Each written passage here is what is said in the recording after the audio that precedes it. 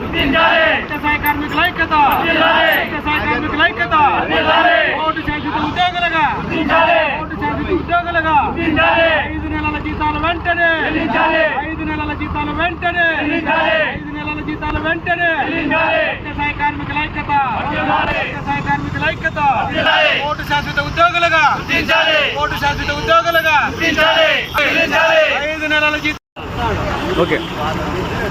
సత్యసాయి కార్మికులు ఈరోజు సమ్మె రెండో రోజు కొనసాగింది. జిల్లా మొత్తం ఈరోజు స్ట్రైక్లోనే ఉన్నారు. అదేవిధంగా 5 నెలల జీతాలు ఇవ్వక, అదేవిధంగా దీన్ని సత్యసాయి వాట్సాప్ ప్రాజెక్ట్ని బోర్డులో సత్యసాయి కార్మికులని ఆర్డబ్ల్యూసీలో విలీనం చేసేందుకు గవర్నమెంట్ చాలా ఇది చేస్తుంది. అదేవిధంగా సత్యసాయి కార్మికులు 27 ఏళ్ల నుంచి ఈరోజు బోర్డులో కొనసాగిస్తుంది. అదేవిధంగా ఈ రోజు నుంచి ఈ సత్యసాయి కార్మికుల్ని జిల్లా పరిషత్లో విలీనం చేయాలనే విధానంతో అవలంబిస్తోంది. బోర్డులో ఈ రోజు నుంచి మాకు జీతాలు 27,000 25,000 వస్తుంది. అదే జిల్లా పరిషత్ ఆర్డబ్ల్యూఎస్ లేకపోతే మాకు కనీస వేతనం కూడా ఇచ్చే పరిస్థితి లేదు. అదేవిధంగా ఈ సత్యసాయి వాట్సాప్ ప్రాజెక్ట్ నుంచి అనేక గ్రామాలకు మంచినీరు అందిస్తున్నాము. ఇప్పుడు జిల్లా పరిషత్లోకి విలీనం చేయడం వల్ల కనీసము 10 గ్రామాలు 20 గ్రామాలకు కూడా నీరు అందించే అవకాశం లేకుండా పోతుంది. మరమ్మతులు చేపించలేరు. ఇప్పటికే ఆర్డబ్ల్యూఎస్లో ఎంతోమంది పనిచేస్తున్నా కానీ వాళ్ళకి నెల సక్రమంగా జీతాలు ఇచ్చిన పాపాన పోలేదు.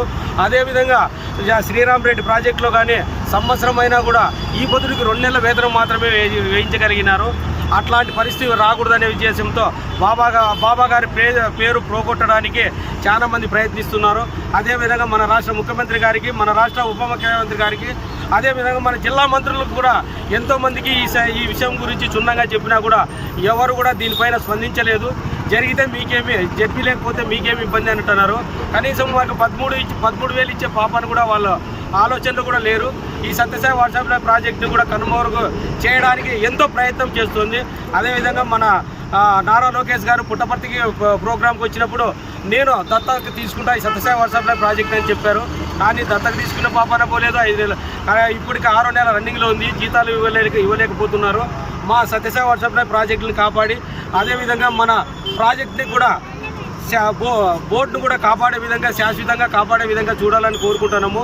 విడదీసే కార్యక్రమం జరిగితే సత్యసాయి వాట్సాప్ ప్రాజెక్టు బాబా గారి పేరు కూడా కనుమరుగయ్యే అవకాశం ఉంది. 1,000 కోట్లు వెచ్చించి పెట్టిన ఈ ప్రజల కోసం సత్యసాయి తాగునీటి ప్రాజెక్టుని ప్రవేశపెట్టినందుకు బాబా గారి పేరు కూడా వాళ్ళు పోగొట్టడానికి చాలా క్షుణ్ణంగా చూస్తున్నారు. అదేవిధంగా టీఎన్సీలో పనిచేస్తున్న ప్రభాకర్ సార్ గారు